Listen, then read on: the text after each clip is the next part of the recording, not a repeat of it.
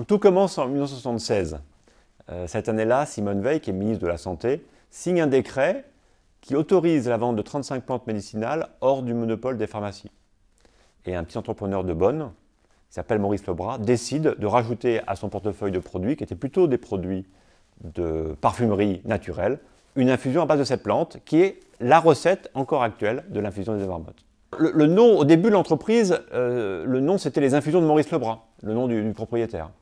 Et puis un jour, avec son fils, alors qu'ils allaient livrer des clients en montagne, ils sont tombés en panne avec leur camion. Et en descendant du camion, ils ont dérangé deux marmottes qui étaient en fait sur une pierre ou un rocher juste au-dessus et qui se sont mis à siffler. Et c'est là que Jean-Marc a dit à son père, voilà, ça y est, j'ai trouvé un nom pour les infusions, on va appeler ça les deux marmottes. Et c'est comme ça que ça a commencé, donc vraiment le hasard de la vie. Alors, les deux marmottes s'appellent Grison et Yodi depuis très longtemps.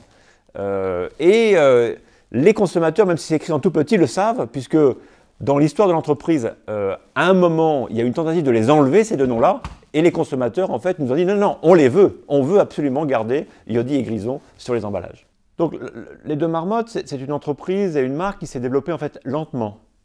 Lentement au niveau local, donc en Haute-Savoie, et puis après un peu dans le Jura, et puis un peu en Savoie.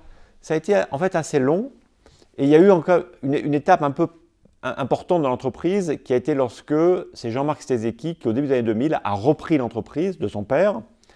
Et ça a été une étape marquante parce qu'il a changé complètement l'approche pour la fabrication des produits. Et il a dit à ce moment-là, voilà, moi je veux tout contrôler et je ne veux dépendre de personne. Derrière ces paroles, ça voulait dire quoi? Ça veut dire, un, qui disait qu'il voulait aller acheter les plantes directement chez les producteurs de plantes et ne plus acheter via des grossistes. Deux, qui voulait maîtriser en fait tout le processus de production en fait de l'infusion. Ça veut dire quoi? Ça veut dire couper les plantes, ça veut dire ensuite tamiser les plantes, et ça veut dire enfin assembler les plantes en petits lots de production. Et puis bien sûr les mettre en sachet. Et donc il a commencé à développer cela là où on est encore aujourd'hui à Bohan-Chablais, dans un petit atelier, et puis cet atelier a grandi, et puis c'est en 2014 que tout a vraiment trouvé une phase d'accélération, puisque en 2014, il est passé d'un emballage qui était plutôt un petit peu pharmaceutique dans l'approche, à cet emballage-là, qui était une rupture incroyable, et qui était donc des packs pleins de couleurs, et son idée c'était de déringardiser l'infusion. Et c'est là que vraiment, je dirais, l'entreprise s'est envolée, à savoir qu'il y avait déjà une qualité de produit exceptionnelle, et il a rajouté à cette qualité de produit une sorte d'inspiration pour que la marque et l'emballage deviennent très attractifs. Ma vision, c'est que les deux marmottes, ça puisse devenir en fait une marque de boisson 4 saisons, et que ça puisse être consommé aussi bien sur les pistes de ski l'hiver que sur les plages l'été.